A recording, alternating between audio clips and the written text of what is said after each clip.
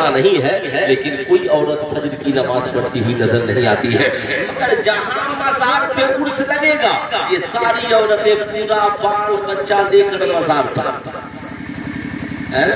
پورا بال بچہ لے کر مزار پر، اس کے بعد آ کر کہے گی کہاں کریں اتنا پیسہ ویسا لگا کے گئے تھے مگر کوئی کام نہیں ہوا۔ ارے پگلی، عورت کا مزار پہ جانا حرام، تم جوان بیٹیوں کو لے کر مزار پر جاتی ہو، اپنی بہووں کو لے کر مزار پر جاتی ہو۔ اسلام نے منع کیا، اگر جانے کا حکم ہوتا تو مسجد میں جانے کا حکم ہوتا۔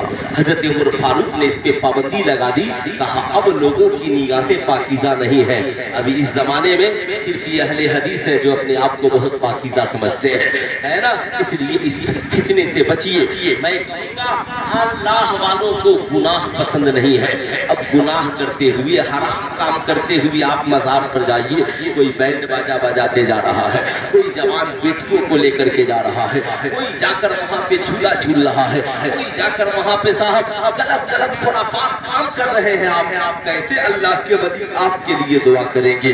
وہ تو دعا اس کے لیے کریں گے جس کا دل بھی پاکیزہ ہو، جس کی نگاہیں بھی پاکیزہ ہو، جس کا کردار بھی پاکیزہ ہو۔ اس لیے میں آپ سے کہوں گا یاد رکھیے گا، سیدہ خاتون جنت چکی چلا رہی ہیں، حضرت بلال حبشی فجر کی آذان دینے کے لیے نکلے ہیں۔ اب صاحب نکلے ہیں، اب ہمارے یہاں آپ نے سنا ہوگا آذان میں کیا ہے، الصلاۃ خیر من النوم، نماز نیند سے بہتر ہے۔ یہ فجر میں جملے بڑھا دیے جاتے ہیں، یہ کلمات بڑھا دیے جاتے ہیں، اٹھو نماز نیند سے بہتر ہے۔ حضرت بلال حبشی جب وہاں سے گزرے تو دیکھا کہ سیدہ کی چکی چل رہی ہے، آنکھوں میں آنسو آ گیا، اپنا زمانہ یاد آ گیا۔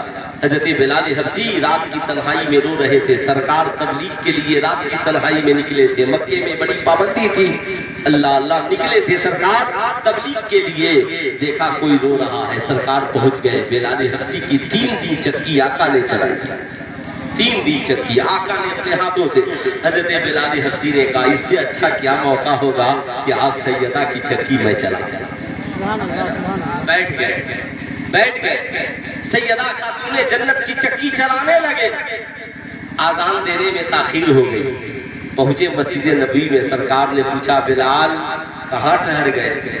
یا رسول اللہ سیدہ چکی چلا رہی تھی، میرے دل کو گوارا نہ ہوا، میں چکی چلانے کے لیے ٹھہر گیا۔ سوچے ذرا سا، ایک باپ اپنی بیٹی کی غربتی کی داستان سن رہا ہے، مگر یاد رکھے زندگی میں سرکار سے بڑا امیر کوئی قوم کیا ہو سکتا ہے، لیکن سرکار امت کو درس دے رہے ہیں۔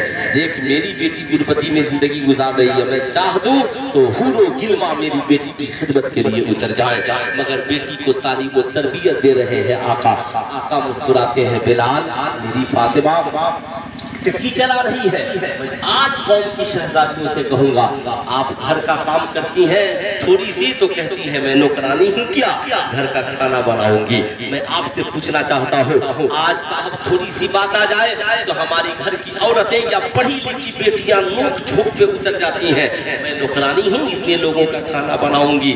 میں کہوں گا نہیں، کس نے کہا کہ تم نوکرانی ہو، لیکن سیدہ خاتون جنت کی خادمہ تو تم ضرور ہو۔